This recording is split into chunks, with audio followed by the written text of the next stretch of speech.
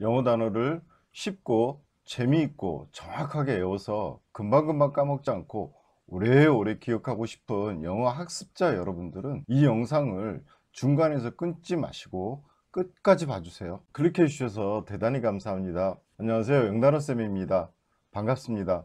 저는 여러분들의 영어 공부 중에서 가장 기초적이면서도 또 가장 중요하고 대부분의 영어 학습자 여러분들이 어려워하시는 영어 단어 암기에 대해서 도움을 드리고자 영상을 올리려고 합니다. 여러분, 영어 단어 외우시기 만만치 않죠?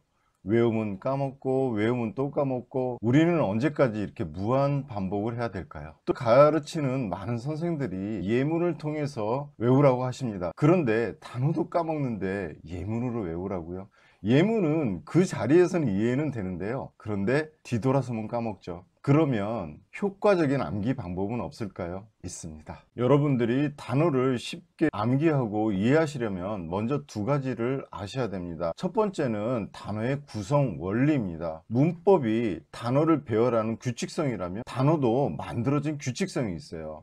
이것은 바로 영어의 단어는 100은 아니지만 접두사, 어근, 전미사로 되어 있어요. 중국의 한자는 정지되어 있는 물체나 장면을 그림으로 표현한 상형 문자이지만 이미 알파벳 26자가 있기 때문에 한자처럼 그림으로 표현할 수가 없어요. 그러자면 철자, 즉 스페링을 조합을 해나가야 됩니다. 그러자면 당연히 단어의 앞에 붙이는 접두사와 가운데 오는 어근, 뒤에서 품사를 결정하는 전미사 순서대로 붙여 나가야 됩니다. 두 번째는 생성 원리인데요, 즉 스토리텔링입니다. 이것은 바로 왜 단어가 그런 뜻이 나오고 왜 한 단어에 그렇게 많은 뜻이 있는 걸까요? 단어를 만든 사람은 무엇을 보고 만든 것일까요? 단어를 만든 사람이 살던 먼 고대나 중세나 근대로 올라가서 그 시대의 사회상을 합리적, 논리적으로 상상을 해보는 겁니다.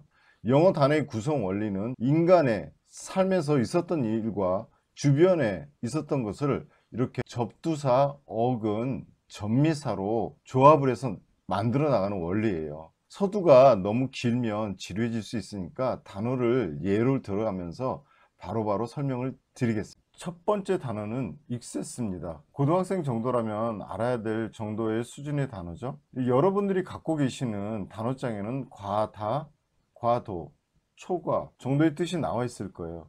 그런데 이 EXCESS가 뭐길래 과다나 과도나 초과 이런 뜻이 나올까요? 그러나 정작 사전에는 뜻이 이렇게나 많아요. 이걸 한국 사람에게 무작정 외우라고요? 영어 단어가 한국어 하나의 뜻만 가지고 있다면 영어 단어는 외우기가 그다지 어렵지는 않겠죠. 그러나 영어는 다이어예요.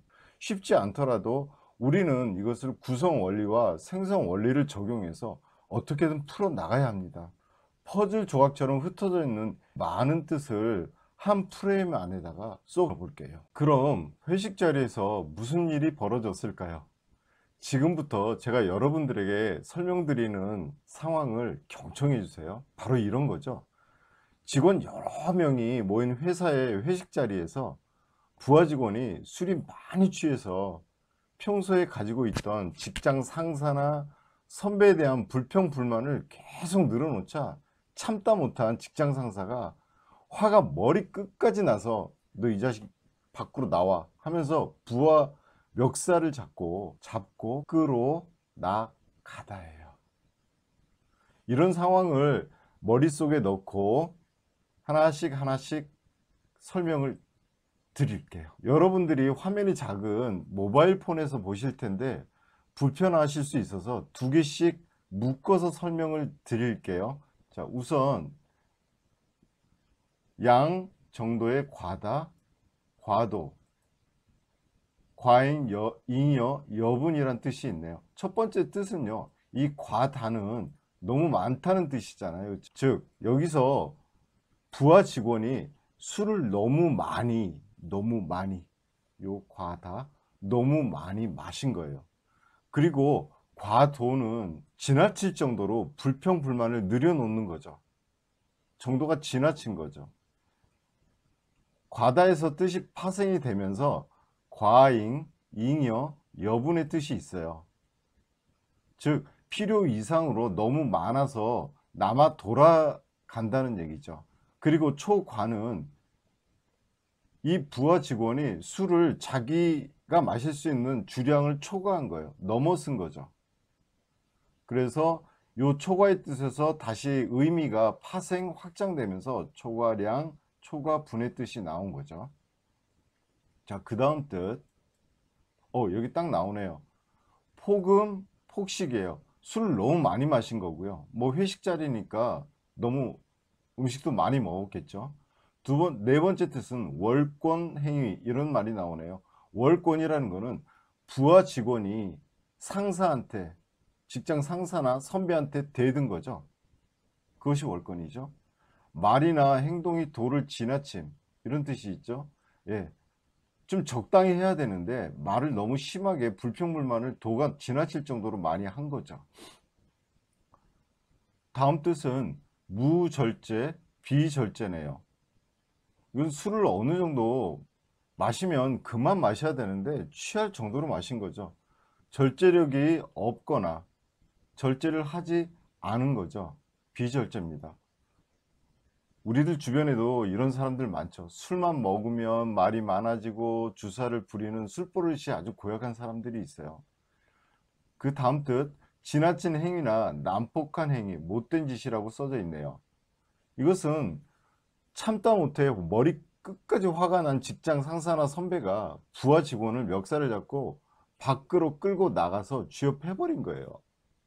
사실 화가 많이 나겠지만은 술 취한 사람을 이렇게 때릴 일은 아니잖아요. 난폭하게. 그리고 지나칠 정도로 뭐 이렇게 좀 참을 수도 있었었는데 지나칠 정도로 어떤 행위를 한 거예요. 즉 못된 짓을 한 거죠. 뭐 현명한 사람이라면 그 자리를 피한 다음에 나중에 맨정신에 좋게 이 부하 직원을 타일러야죠. 그리고 다시는 그런 사람하고 술을 마시지 말던가. 예, 그 다음 뜻을 볼까요? 예, 그 다음날 회식 자리에서 무리를 일으킨 사람, 즉 종업원, 공무원을 해고시키다예요. 또 휴직 또는 직무 정지시키다예요. 여기 또 형용사도 나와 있네요. 위에서 설명드린 초과한 여분의 뜻이 있어요. 이러면 이 많은 뜻을 가지고 하나의 프레임 안에 들어가 있나요? 이해하기 쉬우시죠? 처음 듣는 이야기라 황당하신가요? 아니면 신기하신가요? 이 단어의 뜻을 설명하자면 이런 뜻밖에는 없어요. 이 단어를 만든 사람은 이런 상황을 봤다고 설명을 드릴 수밖에 없어요. 유튜브를 켜고 단어 공부에 조금이라도 도움이 될까 해서 클릭하셨는데 갑자기 술 마시는 이야기에 황당하신가요? 아니면 실망하셨나요? 그러나 이 박, 가다 두 마디를 사용해서 이 많은 뜻이 나오고 이 많은 뜻을 또 설명을 드리자면 이 방법밖에는 없어요. 제가 아무리 설명을 해도 이 단어를 만든 사람이 그런 상황, 그런 장면을 보고 단어를 만들었다고 밖에는 추론을 할 수가 없어요. 이것이 바로 영어 단어의 불편한 진실일 수도 있겠네요.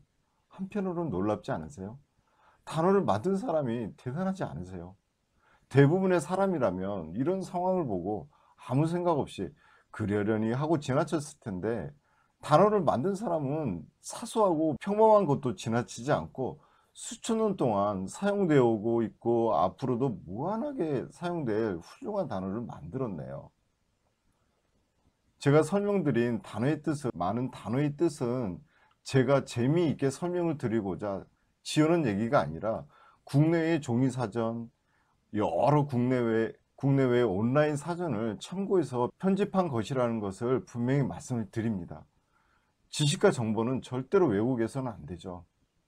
언어를 다루는 사전이라는 것은 수많은 학자들이 수년간 연구한 위대한 결과물이에요. 코맨드입니다. 아까 익세스보다 뜻이 더 많네요. 그럼 또 이건 뭘까요? 무엇을 보고 만든 단어일까요? 일단 어원 분석을 해보자면 바로 이 콤은 함께, 서로, 같은, 뭐 또는 동일한 이런 뜻이고요. MAN 또는 MAIN은 어원으로 손이란 뜻이에요. 핸드죠. 근데 요 D는 뭐냐? 예를 들어서 요렇게 떠놓고 띄워놓고 코맨 그러면은 발음이 좀 이상하죠? 좀 뭔가가 안 끝난 것 같고, 그래서 요 D는 발음을 완성시키기 위해서 소리를 맞춰주는 조음소라고 해요. 뭐 여러분 그 조음소란 말은 좀 어렵기도 하는데 좀 이해를 안 하셔도 돼요. 대신 요게 이제 소리를 맞춰주는 거다. 요게 이제 발음이 좀 안 되니까 소리를 맞춰주는 뜻이다라고 이해를 하시면 돼요. 근데 함께 그리고 손 두 마디를 사용했는데 뜻은 이렇게나 많아요. 자, 그러면 이 코맨드는 바로 뭘까요? 무엇을 봤을까요? 바로 노예시장입니다. 승전국이 패전국의 군사들을 포로로 잡아서 노예로 만들어서 노예 상인이 노예 손에 서로 쇠사슬을 묶어서 광장으로 끌고 나오는 장면에서부터 시작을 하죠. 첫 번째, 명령하다, 누구에게 호령 요구하다, 지휘 통솔하다, 지휘권을 갖다, 사물이 뭐뭐를 강요를 하다. 즉 이런 뜻이죠. 노예 상인이 노예들의 위통을 모두 벗겨놓고 채찍을 휘두르면서 허리 펴고 고개 들고 똑바로 서라고 하면서 명령을 하는 상황이에요. 이런 의미에서 의미가 파생되는 거죠. 누구누구에 호령하다, 구령하다는 다 명령의 의미를 가져요. 그리고 어떻게 하라고 요구하는 거, 명령의 의미죠. 지휘 통솔하다도 이 노예를 전부 다 끌고 나온 거죠. 그리고 이 노예 상인이 노예에 대한 지휘권을 갖고 있는 거죠. 자, 그리고 사물이 뭐뭐를 강요하다. 이거는 회초리를 들고 이렇게 해라 저렇게 해라 강요를 하는 거라 볼 수가 있어요. 즉 감정을 억누르다, 억제하다, 자제하다 이런 뜻을 당당했던 군사였던 그 자신들이 포로로 잡혀와서 이 비굴한 노예시장에 끌려 나온 수치심에 반항을 하고 싶어도 꾹꾹 참는 거예요. 감정을 누르고 억제하고 자제한다는 뜻은요. 그 다음 뜻을 볼까요? 내려다보다 전망하다 이런 뜻이에요. 이제 보통 보면 구경 나온 서민들이나 평민들은 이제 이렇게 평평한 광장에서 구경을 하고 노예가 필요한 부유한 사람들을 귀족들은 2층 베란다 같은 데서 높은 데서 이렇게 내려다 볼 거 아니에요. 그렇죠? 편안한 의자에 앉아서요. 그래서 광장 쪽을 이렇게 내려다 보는 거예요. 또 내려다 보다에서 뜻이 이제 확장이 되는데요. 요거는 높은 곳에 올라가 가지고 밑을 쫙 이렇게 내려다 보는 거죠. 그러면 그것을 우리는 전망하다라고 표현을 하죠. 이렇게 내려다보다 전망하다는 그런 상황이에요. 그리고 네 번째, 남의 존경, 동의 등을 모으다 일으키게 하다라는 것은 귀족이 노예 상인에게 특정 노예를 손가락으로 딱 가르치면서 야, 저 노예 금화 몇 냥에 사지 라고 하면서 경매가를 제시를 하는 거예요. 광장에 모인 사람들이 오 하면서 귀족을 이렇게 존경의 눈초리로 이렇게 쳐다보고 있는 거예요. 그러니까 남의 존경이나 동경 등을 모으다 일으키게 하다라는 뜻이죠. 자, 다섯 번째 뜻은요. 어느 가격으로 팔리다. 이 가격이라는 것은 최종 경매 낙찰가라고 볼 수가 있겠네요. 귀족이 어떤 가격을 제시를 하면 또 옆에 있던 다른 귀족이나 부유층이 더 높은 가격을 제시하다가 계속 경매가가 올라가겠죠. 그러면 가장 높은 가격을 제시한 사람한테 팔리는 거예요. 여섯 번째, 외국어를 구사하다. 귀족이 사온 노예한테 말을 시키면 노예가 외국인이잖아요. 그리고 귀족도 노예한테는 외국인이잖아요. 서로 말이 통하질 않아요. 즉 외국어를 서로 구사를 하게 되는 거예요. 그 다음 뜻은요. 여긴 뭐 그렇게 어려운 뜻은 아니네요. 소유하다, 자유롭게, 자유로이 쓸 수 있다, 마음대로 하다. 그런 뜻이네요. 즉 당연히 거금을 주고 사온 노예라서 귀족에게 소유권이 있는 거죠. 자유로이 쓸 수 있다. 마음대로 하다. 이거는 언제든지 자유롭게 이 노예들을 부려먹는 거죠. 마음대로 하다는요. 뭐 이거 해라 저거 해라 막 시킬 수가 있는 거고 여차하면 이들을 가지고 다시 팔아 먹을 수가 있는 거죠. 마음대로 하다예요. 자, 여덟 번째, 할만하다, 값어치가 있다는 뜻은요. 귀족 일을 하는 모습을 보면서 어우 힘도 세고 일을 또 잘해요. 쓸만한데? 예, 값어치를 하는 거예요. 부려볼 만한데 영어의 단어를 한국어 뜻 하나의 뜻만으로 외우면 나중에 영어 공부에 한계를 느낄 때가 분명히 와요. 영어를 공부하실 때 영어 단어를 단순하게 또는 또 무작정 외우지 말고 좀 더 깊이 있게 공부하셨으면 하는 바람입니다. 어렵지 않아요. 회식 자리나 노예시장 얘기가 어렵다고요? 이해하기 편하고 기억에 오래오래 남을 수 있고 영어 단어의 본질 또는 비밀을 하나하나 캐가는 재미도 있어요. 무작정 외우니까 재미도 없고 금방금방 까먹는 보다는 머릿속에 훨씬 오래가지 않나요? 혹시 여러분들이 가지고 계시는 단어장에 익세스나 코맨드가 있으면 이렇게 메모를 한번 해보세요. 이렇게 기억해낼 수 있는 키워드를 가지고 적어보고 상상하면서 기억을 한번 해보세요. 여러분들의 단어장보다 훨씬 더 많은 것을 낼 수 있을 거예요. 선택은 여러분의 몫이지만 영어의 모든 단어가 이렇게 스토리로 짜여 있지는 않아요. 예를 들어서 오토바이오그래피라는 단어가 있는데요. 이 오토는 자신, 자동이란 뜻이 있고요. 바이오는 가장 첫 번째 뜻은 살다라는 뜻이에요. 그 살다의 뜻에서 삶이나 생명, 생태, 생물 등등의 뜻이 있어요. 전부 다 이게 생자가 들어가네요. 그리고 그래프라는 거는 쓰다, 기록하다. 촬영은 하나의 사진으로 기록을 남겨 놓는다는 뜻이죠. 그래서 촬영이 되는 거고요. 이 조영은 어떤 영상물, 그러니까 동영상 같은 거로 기록을 남겨 놓으면은 조영이라는 뜻이죠. 그리고 Y는 아주 간단해요.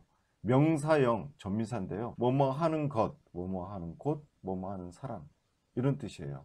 자신의 삶을 쓴 것, 자서전이에요. 여러분 어떠세요?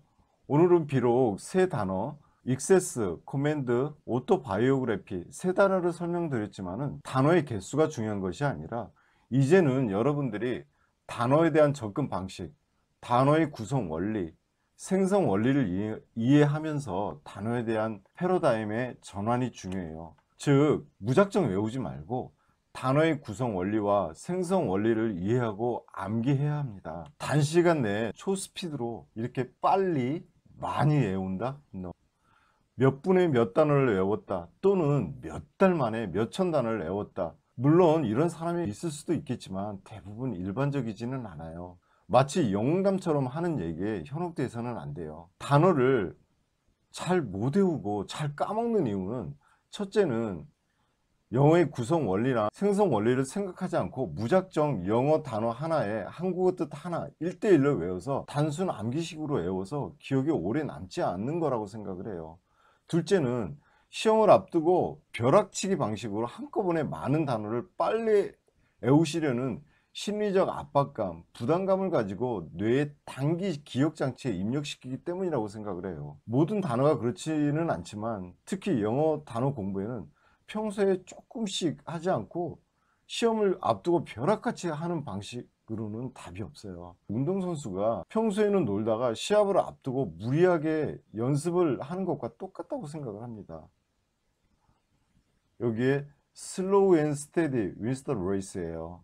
평소에 조금씩 꾸준히 해가는 방식이 가장 쉬운 방법이고 가장 빠른 방법이고 바른 방법이고 가장 많이 외우는 방식이에요. 영어 단어를 책상에 앉으셔서 한꺼번에 몰아서 외우지 마시고요. 짬이 나는 시간을 이용해서 외우기를 권해 드릴게요. 식사 시간이나 버스, 전철을 기다리는 시간, 쉬는 시간, 화장실 가는 시간 이렇게 버려지는 시간에 영어 단어를 적어 놓고 다니면서 가벼운 마음으로 외우세요. 대부분의 영어 단어를 암기하시는 분들이 외웠던 단어를 금방 까먹는 근본적인 이유는 시험을 앞두고 벼락치기로 외웠다가 시험이 끝나면 또 안 하시고 또 까먹고 이런 악순환을 반복하시기 때문이에요. 시험을 앞두고 시험을 부담감을 가지고 힘겹게 하지 말고요. 평소에 꾸준히 해요. 그것이 영어를 정복하는 바로 바른 방법입니다. 오늘은 여기까지요. 더 좋은 콘텐츠로 곧 돌아오겠습니다. 감사합니다.